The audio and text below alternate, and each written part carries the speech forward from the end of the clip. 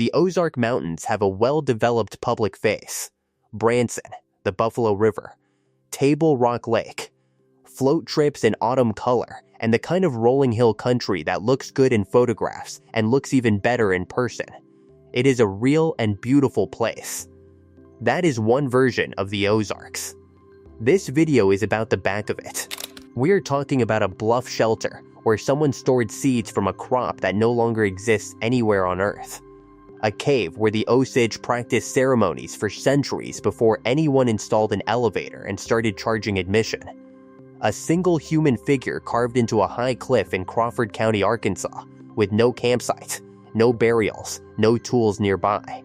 Just the figure and the drop below it, and a network of cliff-face tombs above the White River, built by a civilization that carried its honored dead on cedar litters to overhangs they knew were already ancient. Stay until the end. Number 1 on this list is the site that researchers keep coming back to, and still cannot fully explain. If that is the kind of Ozark story you have never seen in a travel brochure, subscribe, we find them every week. Today we are counting down 13 ancient sites in the Ozark Mountains that historians can't explain. Number 13. Smallin Civil War Cave. Christian County, Missouri, the cave mouth is 55 feet high and 100 feet wide. From the road, it appears suddenly around a tree line, a dark gap in the limestone that looks honestly much larger than you expect. Missouri State University archaeologists excavated here in 2014 and determined the site had been in continuous human use for more than 8,500 years. The Osage used it. During the Trail of Tears, a Cherokee family sheltered inside, including a man named Dr. Silas Scruggs Stacy, who later became a Civil War surgeon. Henry Rowe Schoolcraft documented it in 1819, making it the first cave in the Ozarks formally recorded by a European explorer. The petroglyphs on the walls predate all of it. Neither the descendants of the tribes who made them, nor the archaeologists who study them, can agree on what the carvings mean. The cave is open for tours. The carvings are still unexplained. Number 12. High Rock Petroglyph Shelter. Crawford County, Arkansas, most Ozark rock art follows a pattern. It appears in dry bluff shelters near water sources, protected from weather, placed where people lived and camped. The High Rock Petroglyph Shelter breaks that pattern entirely. Someone climbed a high, rugged ridge in the western Ozarks with panoramic views of the valley below. They carved a single human figure into the stone. Then they left. When archaeologists from the Arkansas Archaeological Survey visited the site, they found no associated debris, no campsites, no food remains, no burials. Just the figure, the cliff, and the view. No radiocarbon dating has been publicly reported for this site. The age and cultural affiliation of the carving remain officially unverified. Was it a territorial marker? A vision quest? A memorial? The site has been on the National Register of Historic Places since 1982. The figure is still up there, still watching. Number 11. Eden's Bluff Shelter. Benton County, Arkansas, in 1932, a University of Arkansas museum crew excavated a bluff shelter above the White River. Among the things they found was a woven bag. The bag was constructed from rattlesnake master plant fiber and pawpaw tree bark. Inside was approximately 1 liter of seeds. The seeds came from a plant called Chenopodium berlandieri junesianum, a starchy, oily crop that prehistoric farmers in eastern North America had independently domesticated during the late Archaic period. It is related to quinoa. Its Mexican relative still exists. This one does not. Here is the thing. Those seeds had been sitting in that bag on a cliff shelf for roughly 1,000 years before anyone opened it. The crop they came from fed generations of Ozark people, cultivated for perhaps 3,000 years, and then simply stopped being grown. Not lost to disease. Not displaced by a better option that we can identify. Just abandoned. The same shelter also contained litter burials from the Mississippian period. Cedar poles. Woven mats. Marine shell artifacts imported from the Gulf Coast. hundreds of miles away, buried with the dead. The site was operating as both a seed cache and an elite mortuary. The research is ongoing. The seed bag is in the University of Arkansas Museum in Fayetteville. The shelter still exists. Part of its original landscape is now underwater, submerged when Beaver Lake was impounded. Number 10. Crow Mountain Petroglyph. Pope County, Arkansas, on a mesa-like summit overlooking the Arkansas River and the agricultural bottomlands of Carden Bottoms, there is a small group of rock carvings, a sun motif and arrows, hollowed into the stone. On December 21, 1978, the winter solstice, a researcher observed that the carved arrow pointed directly at the location of that evening's sunset. The alignment was precise. Archaeologists since then have not been able to rule out deliberate astronomical intent. The origin and age of the carvings are officially unknown. The site was first attributed to Native Americans. Then, a later interpretation credited Viking explorers. The most recent scholarly study, cited in the Encyclopedia of Arkansas, proposes something different. The carvings were made by educated men, possibly Cistercian monks, who traveled with the De Soto expedition. In 1541, after a disastrous battle with the Tula Indians, De Soto's forces retreated to this area to overwinter. The expedition's clergy were trained in astronomy and the Latin calendar. Some scholars believe they carved the sun and arrow design as a timekeeping device, or a spiritual marker, far from home in a territory they were not sure they would survive. That interpretation remains a minority view. The Viking attribution never fully disappeared. The age of the carving is still unresolved. Every December 21, the arrow points at the setting sun, indifferent to the argument. Number 9. Washington State Park Petroglyphs. Washington County, Missouri. 2/3 of every known Native American petroglyph in Missouri is in one park, on the eastern edge of the Ozarks, along a stretch of the Big River. Nearly 500 carvings. Thunderbirds, human figures, turkey tracks, footprints, arrows, maces, houses. Geometric shapes. The images are carved flat into dolomite bedrock ledges, which means you look down at them, not up. A disorienting experience that takes a moment to adjust to. Archaeologists believe the site was a major ceremonial center for people of the Middle Mississippian culture, active between roughly AD 1000 and 1600. These were people connected, spiritually, politically, through trade, to Cahokia, the largest pre-Columbian city north of Mexico, located approximately 70 miles away. The Big River is the only river in Missouri with documented large Mississippian villages along its entire length. Here is the detail that stops people cold. One section of the main petroglyph cluster appears to depict a complete sacred Mississippian city, a palisade wall, platform mounds, a central plaza, astronomical sighting poles, rendered in miniature on a limestone ledge beside a Missouri River. One researcher identified the layout. Others have been cautious about confirming it. Highway 21 was later built directly through part of the site, almost certainly destroying additional carvings. What remains is listed on the National Register of Historic Places, placed there in 1970. You can see the Thunderbirds for yourself from a raised wooden platform on any day the park is open. If you are enjoying the parts of the Ozarks that did not make it into the travel brochure, give the video a thumbs up. And let us know in the comments, have you ever stumbled across a place like this while traveling the back roads? We would genuinely like to know. Number 8. Rock House Cave. Petit Jean State Park, Conway County, Arkansas. People associate Petit Jean State Park with waterfalls and scenic overlooks. It delivers on both.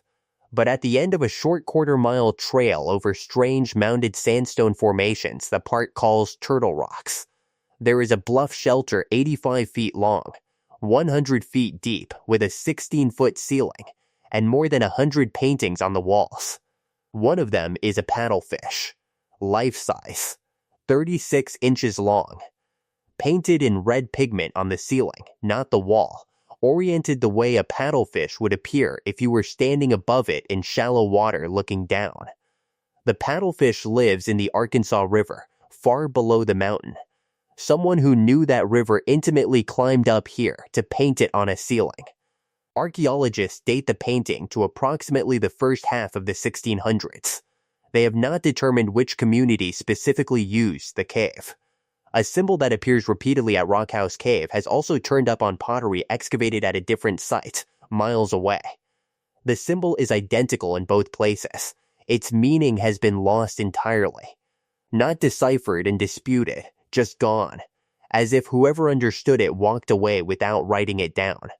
Project Xenophon, launched in 2007, has since documented more than 30 new rock art sites and 900 additional pictographs across Petit Jean Mountain. New ones are still being found. Rockhouse Cave is open to visitors, no permit required, dawn to dusk. Number 7. Blanchard Springs Caverns. Stone County, Arkansas, the original entrances to this cave system were a 75-foot vertical drop with no handholds, and an underwater passage against the current through the spring. Those were the only two ways in. The Osage used both. For generations, they entered the cave by torchlight, burning cane and wood to navigate 1 mile of passage, 215 feet underground, to perform ceremonies in the interior. When modern explorers reached the cave in the 1950s, they found the charred remnants of those torches still in place. In 1955, amateur spelunkers found a human skull inside. Its age was later estimated at approximately 1,100 years old. A cause of death was never determined. The U.S. Forest Service opened the caverns to the public in 1973 after installing an elevator 216 feet below ground. The Osage Nation has formally requested, multiple times, that the cave be closed. Their official statement compares the commercialization to building a waterslide in a church. The cave also contains the Ozark blind salamander, described as the first cave-dwelling amphibian ever discovered in America.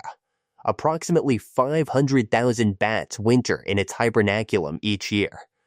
White nose syndrome, the fungal disease that has devastated bat populations across North America, was first detected at this site in 2014. 3 tours still operate. The Osage's formal protests remain on the public record. The elevator goes down on schedule. Number 6. The Nero's Bluff Shelter. Boston Mountains, Arkansas. The location of this site is intentionally withheld by the Arkansas Archaeological Survey. What follows is what is known. Sometime in the mid-1400s CE, radiocarbon dating of hickory nutshell recovered during 1995 excavations puts at least some of the art in that period. Someone came to a bluff shelter in the Boston Mountains and created something with no precedent in Arkansas rock art. 28 human figures across 5 panels. The most people depicted in any single rock art site in the state. These are not simple outlines. They are painted petroglyphs, a rare technique in which each figure was first carefully incised into the rock surface, then pigmented with hematite red and manganese black. The excavation team also found abraded hammerstone tools at the site, the kit for making the art itself, left behind. The figures are dressed differently from each other. Some wear elaborate headdresses. One carries what has been interpreted as a mace, a symbol of supreme authority in the Mississippian world. Dr. George Sabo, director of the Arkansas Archaeological Survey and one of North America's leading researchers in Ozark rock art, has interpreted the main panel as depicting a dance associated with an Osage creation narrative. The specific story involves ancestral souls descending from the above world to inhabit the earth. The choreography of the figures, Sabo argues, matches the documented structure of historic Osage ceremonial dances. He may be right. The figures refuse to confirm it. Here is the wild part. The person holding the mace, the one with ultimate authority in whatever is being depicted, also wears a feather headdress. 28 figures. One with a weapon of supreme power. On a cliff in the highest section of the Ozarks. In the 1440s. Doing something that has one plausible explanation and no confirmed one. The paintings are still there. The site is not publicly mapped. Researchers continued to work on it. Number 5. Breckenridge Shelter. Carroll County, Arkansas, in 1932, Samuel Dellinger's excavation crew worked their way through Breckenridge Shelter, a limestone overhang above what is now Beaver Lake in northwest Arkansas. They cataloged what they found, boxed it up, and sent it to the University of Arkansas Museum. One item was logged as a small piece of river cane with holes in it. It went into the collection. The collection was reorganized over the decades. The cane piece sat in a drawer or a box, or wherever unidentified fragments of organic material end up. Nobody looked at it closely. Nobody played it. In 2013, 81 years later, a researcher named James Reese examined the collection and recognized what he was holding: a 2-chambered flute with drilled tone holes and engraved zigzag decorations enhanced with dark pigment. Functional, design made beautiful by someone who cared what it looked like.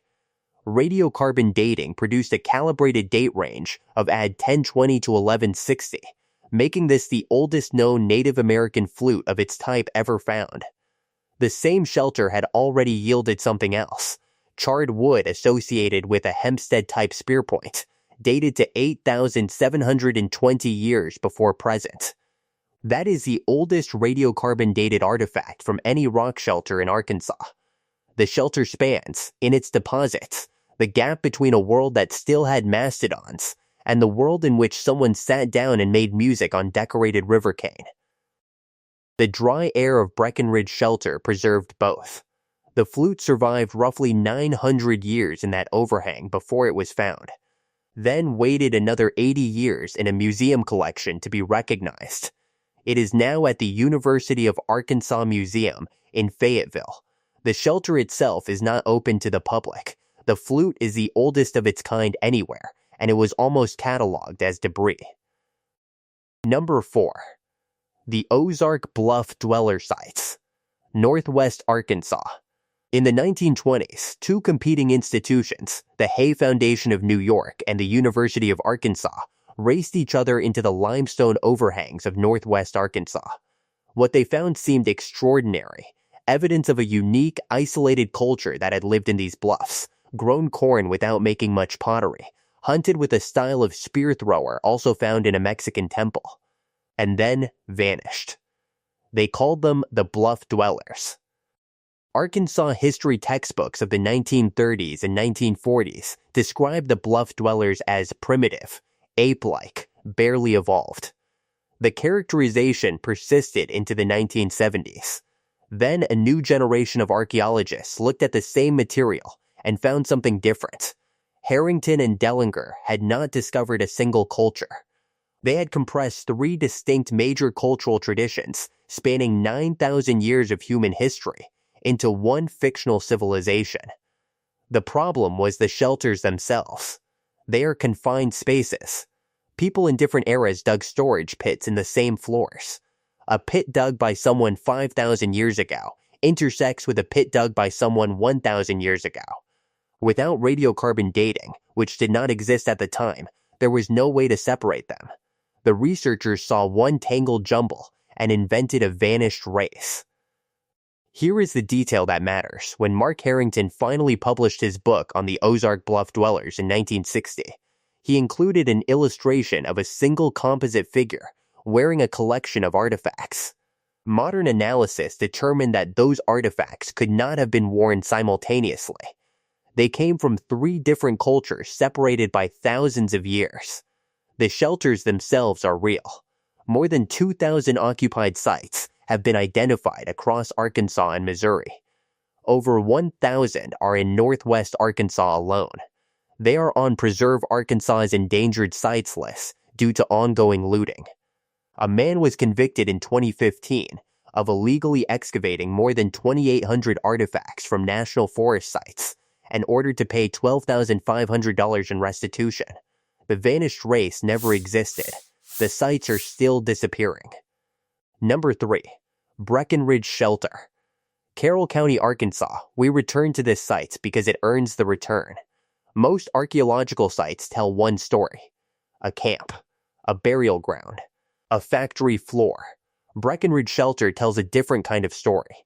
The kind where you stand in front of the layered wall of limestone and chert and understand, slowly, that the sediment you are looking at contains an unbroken record of human presence spanning 10,000 years.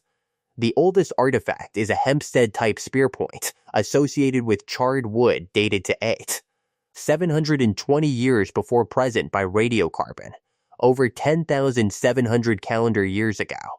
That places someone at this shelter during the period when mastodons still existed in North America. Whoever they were, they camped here, left a spear point, and were followed by people from cultural traditions that had not yet been invented. This happened again, and again, and again. Every major cultural period in Ozark prehistory is documented at Breckenridge. Modern excavations have recovered approximately 450 diagnostic projectile points and tools, and 42 radiocarbon samples, making it one of the most precisely dated archaic period sites in the region. Archaeologists at the University of Arkansas use its stratigraphic record to calibrate the timeline for everything else found in the Ozarks. The same overhang also produced the world's oldest Native American flute, dated to AD 1020. 1160, entry 5 covered the flute. The point here is different. The spear point and the flute were found in the same shelter, preserved by the same dry air. Separated by approximately 9,000 years. Someone hunted mastodons here. Someone else made music here. They never knew each other existed. They left their things in the same dry cave, in the same hills, on the same stretch of bluff above what is now Beaver Lake.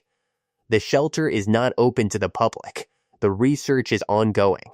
The 10,000 years are still in the rock. Number 2. Spiro Mounds. Lafleur County, Oklahoma, between AD 800 and 1450, the people of Spiro built one of the most powerful ceremonial and political centers in pre-Columbian North America. Their trade network reached the Rocky Mountains, the Great Lakes, the Atlantic coast, the Gulf of Mexico, and, uniquely, Mexico. A scraper made from Mexican green obsidian was found at the site.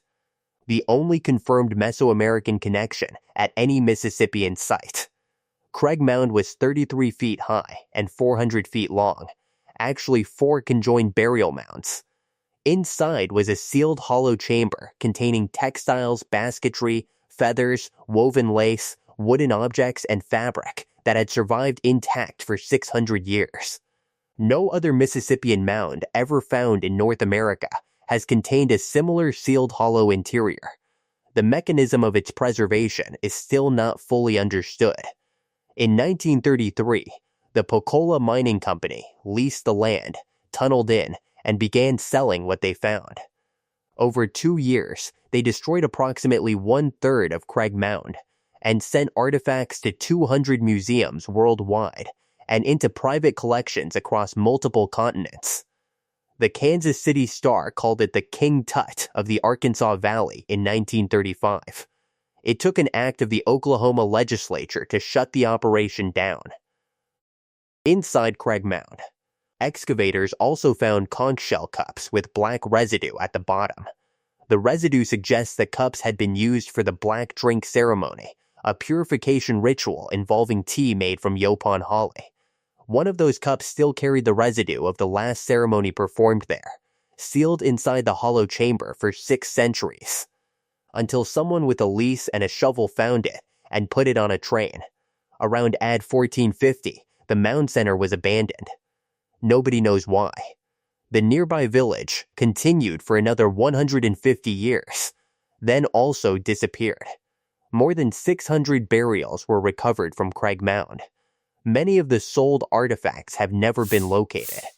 The site is open to the public. An archaeologist is on staff. Some of the displays are currently covered as part of ongoing repatriation work. Number 1.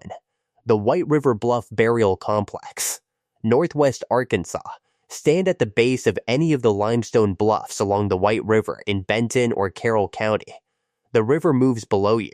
The rock face above is maybe 60 or 80 feet of pale limestone, layered like a stack of books, with overhangs and pockets carved by thousands of years of water.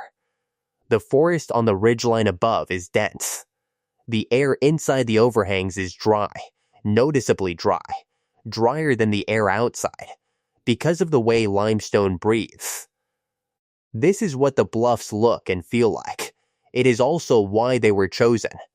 Sometime after AD 900, the communities of the Arkansas Ozarks developed a practice that archaeologists have found no satisfying parallel for anywhere in the region.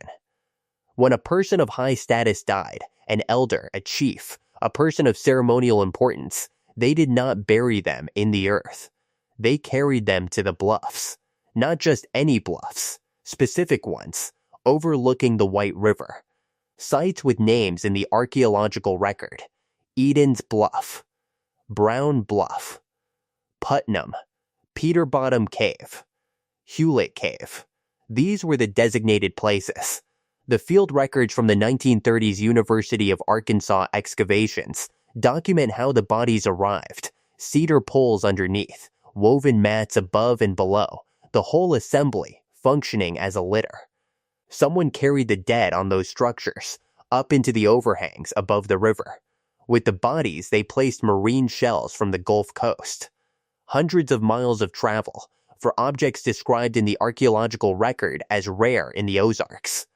You do not import rare things from hundreds of miles away unless the person you are burying demands that level of significance. Here is what makes this different. The people who built this burial system appear to have known that the shelters were already ancient. The evidence suggests they chose these specific overhangs because of their age, because their own ancestors had camped in them, stored food in them, lived temporarily in them for thousands of years before. They were burying their honored dead in the places where the oldest ancestors had sheltered. The bluffs were not just tombs. They were a connection across time. Rock art at several of the burial sites appears deliberately associated with the mortuary program, placed there to mark or consecrate the space. The art and the burials and the ancestral occupation form together, something that has no written explanation in any surviving tradition. The cedar poles that served as litter frames were preserved by the same dry air that preserved the seed bag at Eden's Bluff and the flute at Breckenridge. Archaeologists found what are effectively 600-year-old stretchers, still carrying the impression of the bodies they held, on the floors of cliffs above a river in Arkansas. The burial sites are not publicly disclosed. The collections are at the University of Arkansas Museum, with repatriation consultations ongoing. The bluffs are still there, above the river. The dry air inside them has not changed. The brochure is not wrong. It just leaves a lot out. My personal favorite on this list is the Nero's 28 figures frozen in a dance from the 1440s. With no confirmed explanation and a researcher who has spent a career on the question, which one stayed with you? And which Ozark site did we miss entirely? Subscribe. We will keep looking.